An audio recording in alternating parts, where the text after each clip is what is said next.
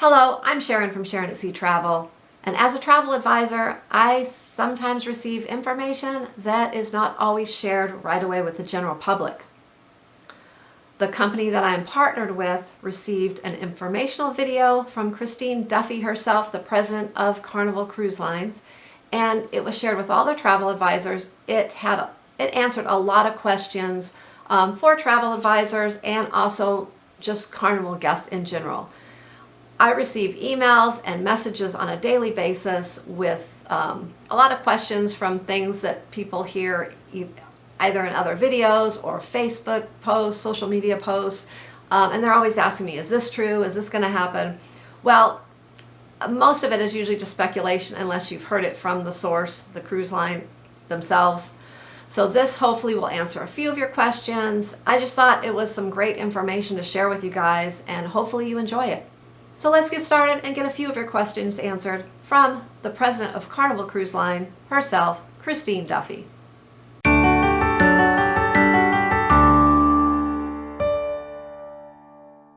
Thanks for joining me today.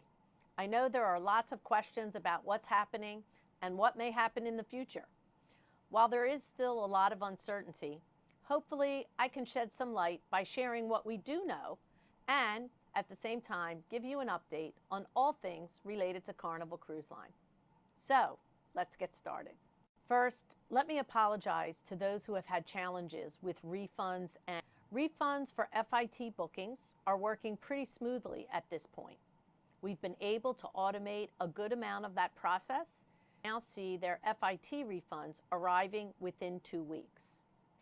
It's good for you to know that if your FIT booking was made using multiple credit cards, a gift card, or an alternative form of payment such as PayPal, your refund will be slower as we need to manually process those transactions. As you know, we could never have imagined the kind of delay and pause in our operation that we're experiencing and the volume that has come with the canceled sailings. As you know, 4 of our fantasy class ships have left the fleet. We have now been able to finalize dry dock schedules for several ships which were postponed. So we are going to be delaying the return of Carnival Magic, Carnival Valor, Carnival Paradise, and Carnival Spirit until after their refurbishments are completed, which will be in the first half of 2021.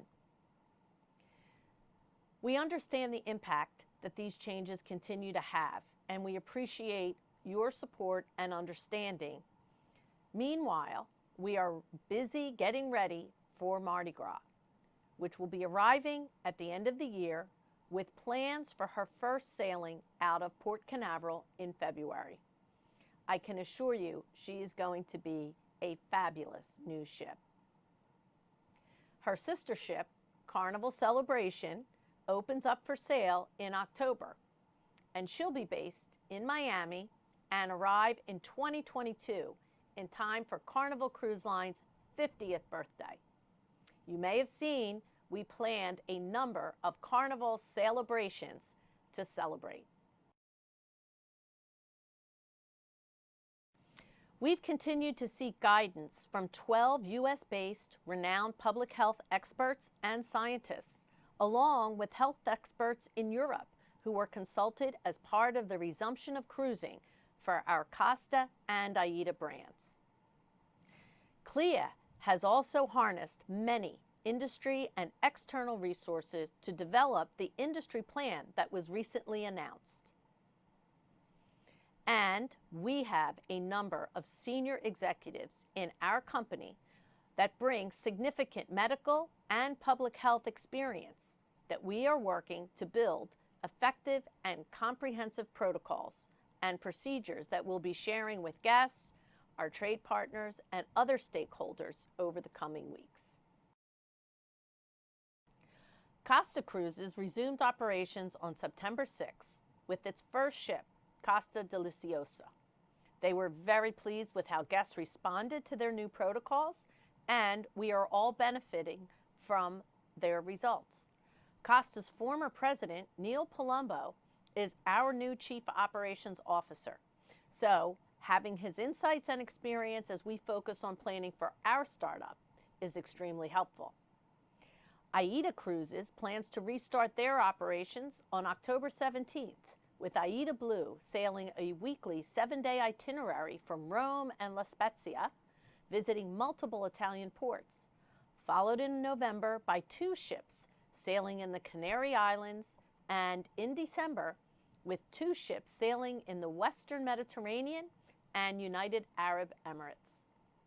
Both brands are resuming cruise operations with enhanced protocols that were developed in coordination with national and global health authorities and modeled after shoreside health and mitigation guidelines as defined by each brand's respective country and approved by the flag state for both brands, which is Italy. Their protocols and direct experience is helping to inform and enhance our protocols when cruising can resume in North America. But of course, first, we have to satisfy the requirements of the CDC, which are likely to be different than the requirements in Europe. At the same time, we are engaging with our port and destination partners, working collaboratively on our plans to ensure alignment and understanding of what they will require from us when we begin sailing. Destinations are our partners. We cannot sail or operate without them. So we are in this together, and we've been keeping in close contact with all of our destination partners in the following areas. First of all, we've been making direct calls and outreach from all of our executives to heads of state, various persons in government, and our private sector partners. Keeping in touch not only keeps us connected, but helps us understand how they are facing this challenge and what we all need to consider as we prepare for the day that we can return to cruise. We are part of the FCCA's America's Cruise Tourism Task Force that's working closely with destination partners focused on safe operations to return to cruise. Specific destinations have been supporting us through this pause, in particular Barbados, the Bahamas, St. Martin, Mexico, Panama, and Curacao, along with others. Some of these countries were extremely critical in the process for us to help get our crew members repatriated and back home. Barbados, in particular, moved over 20,000 crew for the cruise industry. CLIA's guidelines are serving as the foundation for the cruise industry's return to service as we seek direction from CDC and other regulatory bodies. As you've likely seen, for Phase 1, these include 100% testing of all guests and crew members. There are policies with regards to wearing masks by all guests and team members in designated venues, particularly when indoors. And during shore excursions, enhanced medical staffing, medical facilities, equipment, on-board testing capabilities, along with dedicated quarantine and isolation cabins would be implemented. We'll also be operating with reduced guest capacity on the ships, along with other measures to ensure that we are allowing for physical distancing while on the ship. Shore excursions will be limited to only those who can uphold our protocols, and guests will be denied boarding if they fail to abide by shore excursion protocols. Now, these are just some of the high-level examples that will be supported by very detailed and specific operating procedures. Enhancements are already underway to add new features and functions to our extremely popular Carnival Hub app. We are initially expanding the pre-cruise online check-in process with a new health questionnaire and related time-saving steps for our guests before they arrive in the terminal. Once on board, guests will use the Hub app for accessing safety content, digital food and drink menus, and the ability to pre-order food before arrival to a restaurant or to be able to order food items that can be delivered, like we've already done with pizza being delivered anywhere the guest is on the ship. There will also be touchless payment capabilities, contact tracing tools, and new messaging capabilities to eliminate much of the paper notices that can clutter the stateroom. We're also working on the ability to book venue reservations for our shows and events on board, virtual queuing for select locations like guest services, and lots of other self-service functions that will allow guests to move seamlessly across the ship.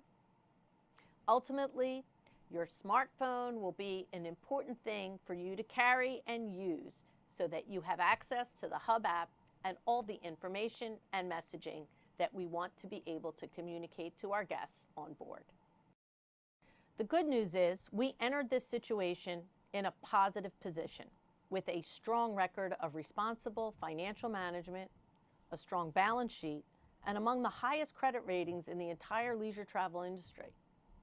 Since the pause, our parent company, Carnival Corporation, has successfully raised nearly $12 billion through a series of financing transactions, which we believe gives us sufficient capital to carry us through this extended pause and what we anticipate will be a gradual, phased-in return to full operations.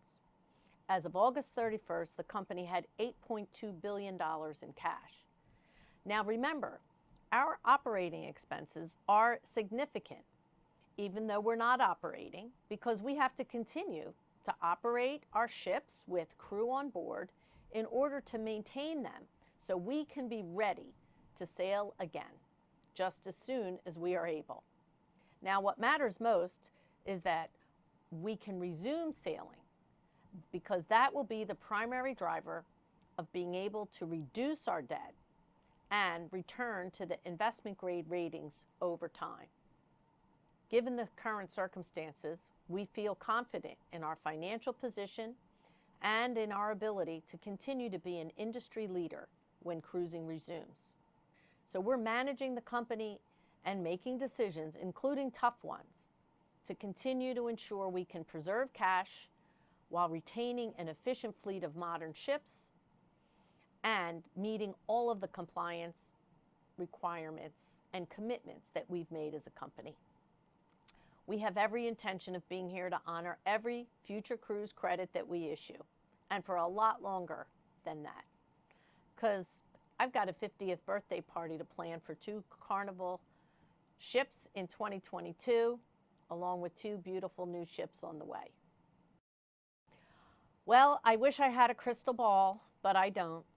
All I can say is that we are working very hard with great urgency with government and public health officials so that we can resume cruising as soon as the time is right. The increasing availability of testing with faster results and greater accessibility are all critical in order for us to be able to operate at scale. And of course, indications that a vaccine is on the way before the end of the calendar year are quite positive. We've also learned a lot more about how COVID is transmitted and how it can be mitigated, which allows us to build effective protocols and procedures. Now, when we do begin cruising, it will be with a gradual, phased-in approach. We'll be staggering the fleet's re-entry to optimize demand and operating performance over time. So remember, even after the no-sail order is lifted, and even after we begin cruising, it will take time for a full recovery back to our 2019 levels. So that was some great information from Christine Duffy. Thank you, Christine. Hopefully this gives you some security that Carnival Cruise Line is working very hard, doing their best to get us back out there sailing again in the near future. And I know many of you, including myself, are counting down the days till we can get on a ship again. I know I was really excited to hear that the new ship for 2022, the Celebration, will start opening for bookings in October. That's just around the corner. And as a reminder, if you need any assistance with booking a Carnival cruise or any cruise line for that matter, feel free to reach out to me via email at sharonatsea@gmail.com. And my email is also listed in the description box below. Thanks for watching and happy cruising.